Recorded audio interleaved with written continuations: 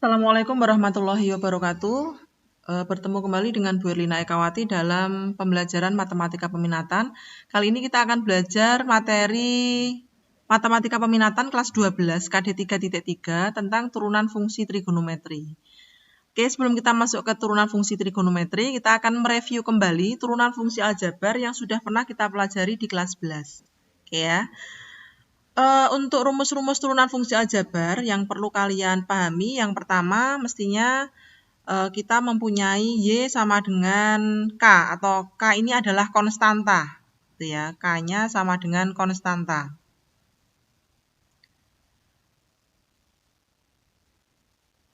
Oke, K sama dengan konstanta. Oke.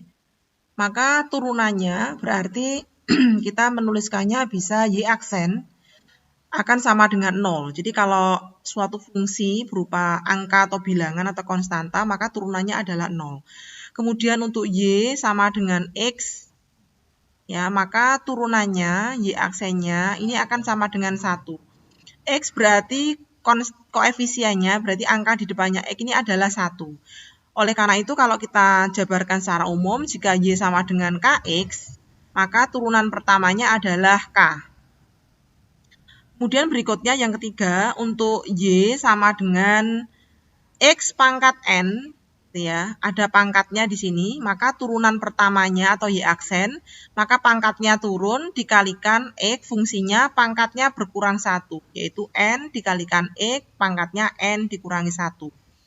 Kemudian secara umum bisa kita tuliskan jika kita mempunyai Y sama dengan A, X pangkat N, dengan A ini adalah koefisien dan N adalah pangkat, maka Y aksennya adalah A tetap koefisien, kemudian pangkatnya turun, dikalikan X, pangkatnya berkurang 1.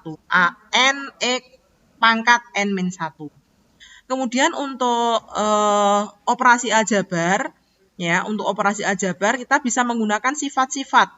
Yang pertama yaitu untuk operasi aljabar,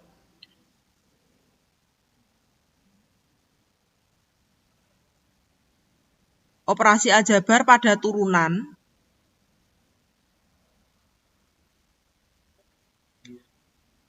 fungsi aljabar mestinya, nggih. Yaitu yang pertama, jika kita mempunyai Y sama dengan Fx, ya, plus minus Gx, gitu ya. Maka nanti turunannya akan menjadi Y aksen akan sama dengan F aksen X plus minus Gx. G aksen X maksud saya, gitu ya. Jadi F X-nya diturunkan, ditambah atau dikurangi Gx-nya diturunkan. Kemudian yang kedua, Y sama dengan perkalian, yaitu U kali V, maka nanti akan turunan pertamanya akan sama dengan U aksen kali V plus U kali V aksen. Jadi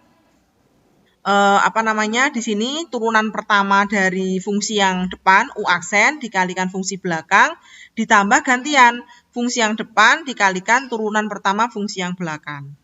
Kemudian untuk yang ketiga, jika kita mempunyai pembagian U dibagi dengan V, maka untuk turunan pertamanya Y aksen akan sama dengan mirip dengan perkalian yang atas, tetapi tandanya min, gitu ya, masih dibagi dengan turunan kedua, fungsi yang kedua dikuadratkan atau yang penyebut dikuadratkan.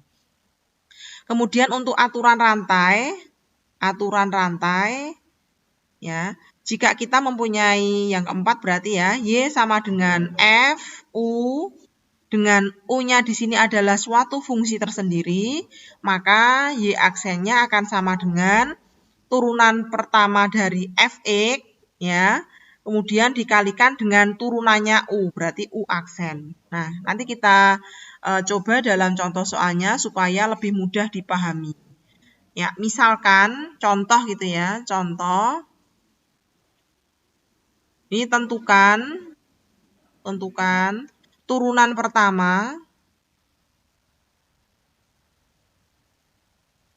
dari fungsi berikut.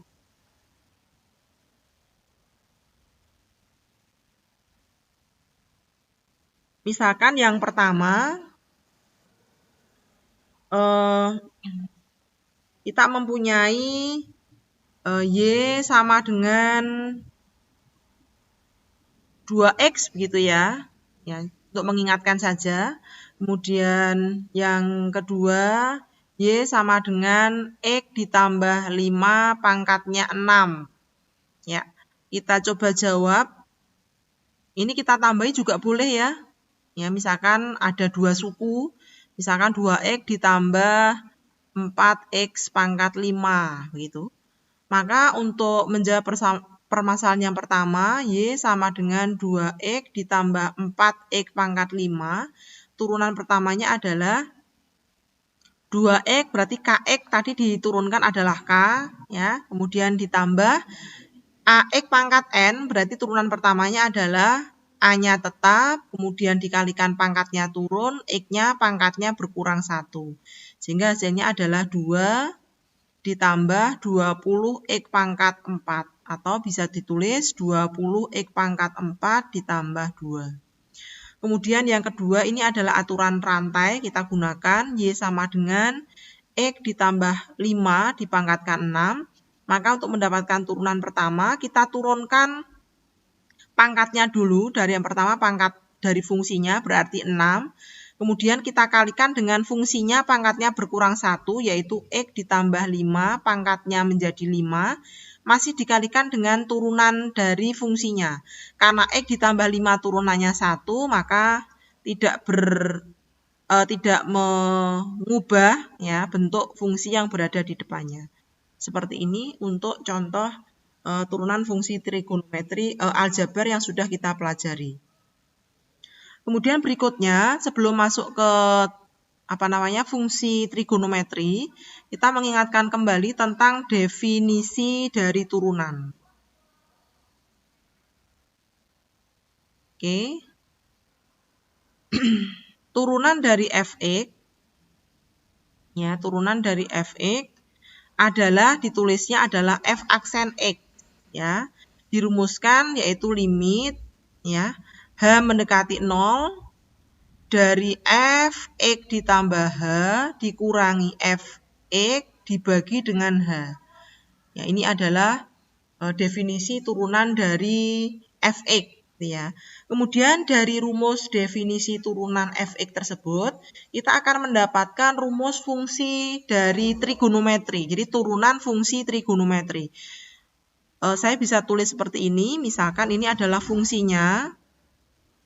Fungsinya berarti bisa saya tulis Y sama dengan Fx, gitu ya. Kemudian di sini adalah turunannya. Ya, saya tulis turunan. Ya, turunan pertama mestinya yaitu Y aksen atau F aksen X. Nah, berarti untuk yang pertama fungsi sin X, ya, berdasarkan rumus dari ini, definisi ini, ya, definisi ini, tidak Bu Elina jabarkan cara mendapatkan turunannya, nanti Bu Elina jabarkan di video berikutnya. Maka sin X ini turunan pertamanya adalah cos X. Ya. Kemudian kalau fungsinya adalah cos X, maka turunannya di sini adalah negatif sin X.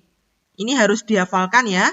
Kemudian untuk fungsi tan X, turunannya adalah sekan kuadrat X.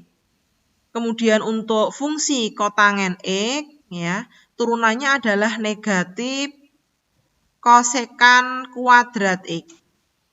Kemudian fungsi sekan X, turunannya adalah tan X dikalikan dengan sekan X. Yang terakhir adalah kosekan X, ya, maka turunannya adalah negatif kotangen X dikalikan dengan kosekan X.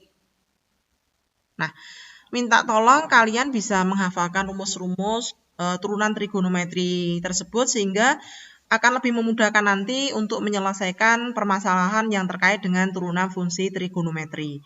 Untuk lebih jelasnya kita berikan contoh soalnya. Contoh, tentukan turunan pertama,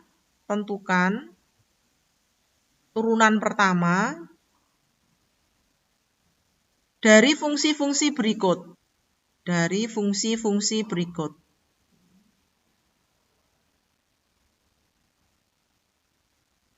Yang pertama, kita ambil yang paling sederhana, misalkan Y sama dengan 2 sin X.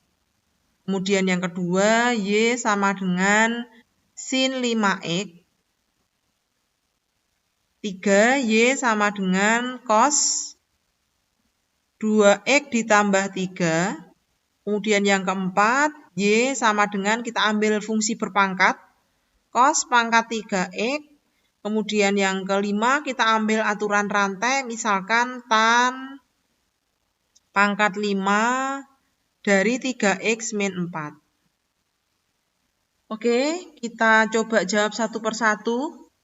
Ya, untuk yang pertama dulu, yaitu Y sama dengan 2 sin X. Ya, karena 2 di sini adalah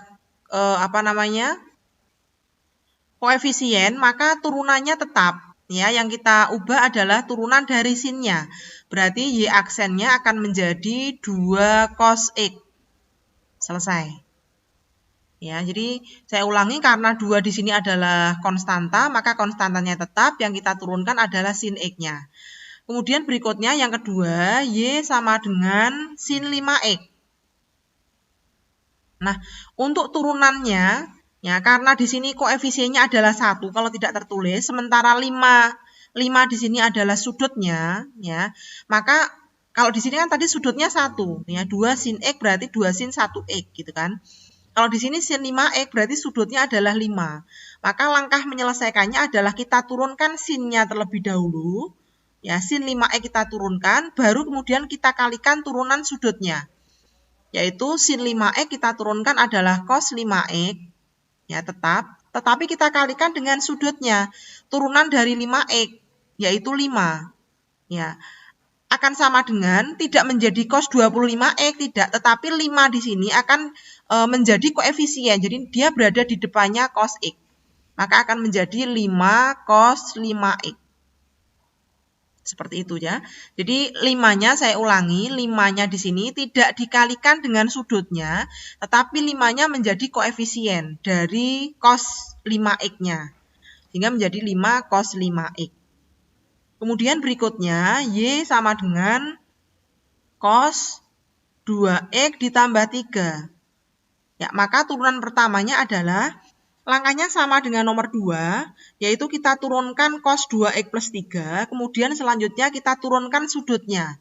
Jadi kita kalikan dengan turunan sudutnya. Berarti turunannya cos adalah negatif sin, berarti kita tulis negatif sin, tetap sudutnya dulu, yaitu 2X plus 3, baru dikalikan turunan sudutnya. 2X plus 3 diturunkan, yaitu 2. Nah, sekali lagi bahwa 2 ini tidak menjadi pengali sudutnya, tidak dikalikan menjadi 4X plus 6, tidak. Tetapi menjadi koefisiennya dari fungsi, yaitu akan sama dengan negatif 2 sin 2X ditambah 3. Oke, seperti itu. Kemudian yang ketiga, yang keempat, Y sama dengan cos pangkat 3X, gitu ya.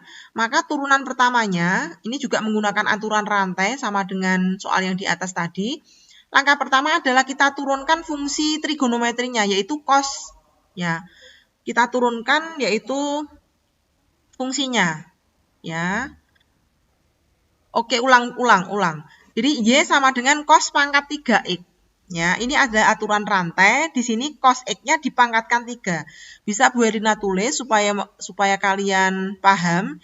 Ini akan sama dengan cos X dipangkatkan 3. Nah, seperti ini.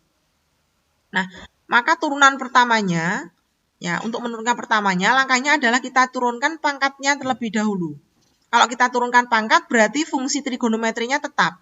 Berarti 3 pangkatnya, kemudian fungsinya tetap, tetapi pangkatnya berkurang 1. Nah, kemudian setelah itu kita turunkan fungsi trigonometrinya, dalam hal ini adalah cos.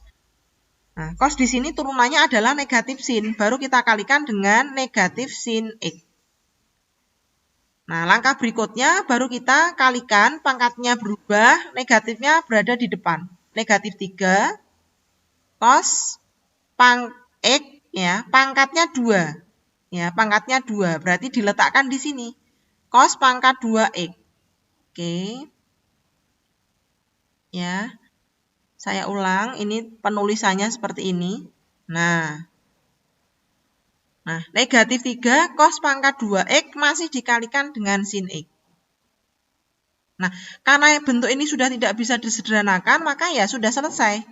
Kecuali kalau bentuknya masih bisa kita sederhanakan, ya, berarti kita bisa mengubah menjadi bentuk yang lebih sederhana. Kemudian yang terakhir, di situ ada Y sama dengan tan, ya, pangkat 5 dari 3X min 4. Maka untuk turunan pertamanya, Y aksennya, langkahnya sama, yaitu kita turunkan pangkatnya terlebih dahulu. Ya, maka 5 tan pangkatnya berkurang 1, berarti menjadi 4, sudutnya tetap 3X min 4. Kemudian setelah itu kita turunkan fungsi trigonometrinya, yaitu tan. Tan itu turunannya adalah sekan kuadrat. Sudutnya tetap lagi 3X min 4. Langkah terakhir baru kita turunkan sudutnya, jadi berantai. Turunannya yaitu 3. Ya, jadi saya ulang, langkah pertama adalah diturunkan pangkatnya dulu, kemudian tannya pangkatnya berkurang 1, sudutnya tetap. Kemudian langkah kedua, turunkan tannya, berarti sekan kuadrat. Karena sudutnya 3X min 4, maka sekan kuadrat kali 3X min 4. Kemudian yang terakhir baru diturunkan sudutnya, yaitu 3X min 4, turunannya adalah 3. Setelah itu langkah terakhir adalah kita kalikan semuanya, 3 menjadi pengali koefisien. 15 tan pangkat 4 dari 3X min 4, kemudian kali sekan kuadrat dari 3X min 4. Nah, seperti itu penjelasannya untuk contoh-contoh soal turunan fungsi trigonometri. Mungkin nanti pada saat Bu Erlina memberikan penugasan turunan fungsi trigonometri bisa kita bahas lagi pembahasannya di video berikutnya sehingga kalian lebih bisa memahami materi di KD 3.3. Demikian untuk penjelasan turunan fungsi trigonometri, mudah-mudahan bisa memberikan pencerahan dan pemahaman terkait dengan materi tersebut. Untuk berikutnya nanti kita akan beralih ke penerapan dari turunan fungsi trigonometri. Nah, nanti ada banyak sekali penerapannya, kita akan bahas bersama di video-video berikutnya. Terima kasih atas perhatiannya. Assalamualaikum warahmatullahi wabarakatuh.